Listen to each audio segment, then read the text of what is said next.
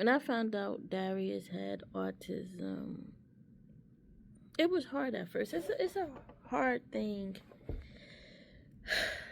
to swallow, to get used to in the beginning.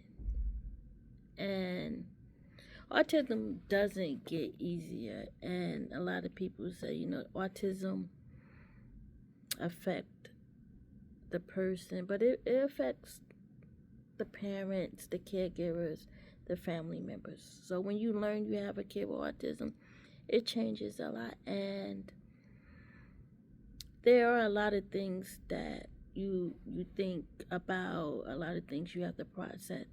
So going to what RFK say about things that they never would do, that's the first things that I started thinking about. Like, dang, Darius will never do this. Darius will never do that. Because when you have a child, you always think about, yeah, my child is going to be a football star. He's going to be like Shaq, like Mike.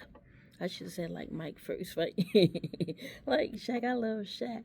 But you think about all the things, he's not going to graduate high school with, the other kids, and he's not going to go off to college. You start thinking about this stuff. And when you have a kid with profound autism, those nevers really hit hard, because those nevers are your reality. And when someone say they never, most of the time they never will do certain things, and you do have to accept that they never will do certain things. But what we work on is progress, getting them to live the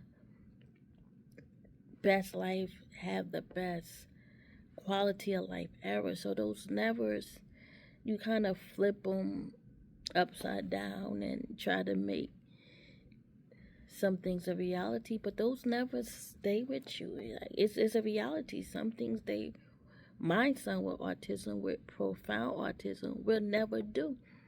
But I flip it and focus on the things that he can do, and the things that we work on trying to get him to do for the best possible life ever, because autism is difficult. He's on part of the spectrum where he cannot do a lot of things, and he needs someone to take care of him forever. But you have people on the other end of the spectrum, they get upset when they hear people like RFK, when they say they never, and it's true, they never will. But we hope that they will do certain things to have a better life, and was everything RFK, maybe he, his words didn't come out exactly like what we want to hear, like, will he pay taxes? I mean, like, dude, he could have said that differently, but in reality, there are things he would never do. But as a mom, parent, caregiver of a child with special needs and autism, I don't focus on the nevers, because all of us are in that category of never will do based on our ability. I would never swim like Mike, play basketball like Mike, sing like Mariah.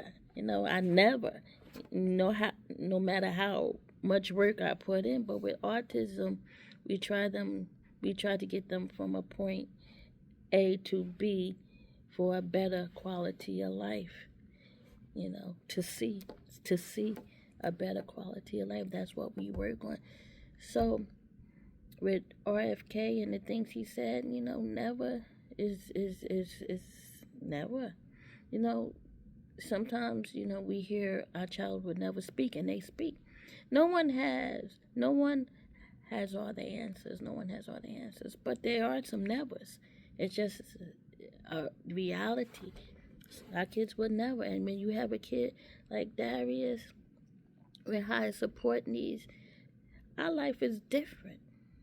And there's some things he would never do, no matter how much I work on his skills. There's some things he would never do. And it's a reality.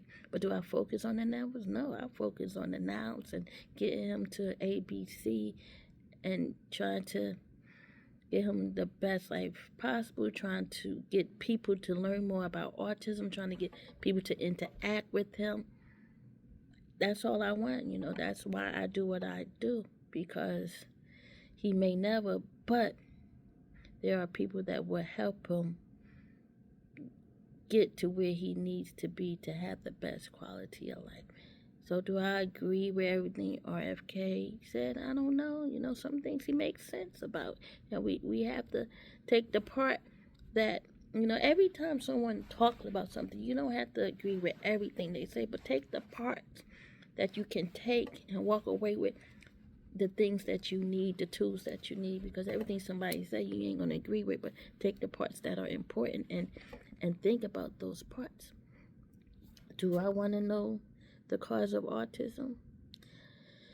At this point, I don't think about the cause of autism, because that's not where my journey is right now. My son is 20, so my journey is, like I said, the best quality, of life he can. I just want to make his life better, as get him to do more skills, life skills, things that will help caregivers, people who he interact with on a daily. When I'm gone, the next person who has to take care of him, that he will have some skills to help them, so they won't have to do everything. So I'm teaching him every day, and that's where my focus is. So but I'm thankful for where he is, and I'm thankful for all the people who is supporting him and learning about autism. It's amazing. I take him out, and people just love him, and people know him. They know stuff about him. People can tell you about, well, Darius doesn't like this. Darius doesn't like this. Darius like this. He does this, and he does this STEM, and he does this way. Like, people are learning so much about Darius. It's like amazing. They know him like I know him, and when they learn him, they learning about others with autism too. And then when they see the same things, they're like, wow, he does the same thing as Darius. And parents look at my videos and say, wow, my son does that. And how do you get Darius to do that? How do you get Darius to eat so many different types of food? How do you get Darius to do certain things in the community? So it's a lot, and profound autism is real, and Darius is different from the warriors that are typing on the internet going against RFK and any parents that's talking about autism going against us. But our plight, our journey is different. And when you listen to RFK, I do listen, because it's interesting, because it's true. Some things are true. Does he deliver it, the right way? Maybe not, but you got to take what you need from it and go on from that one. Like,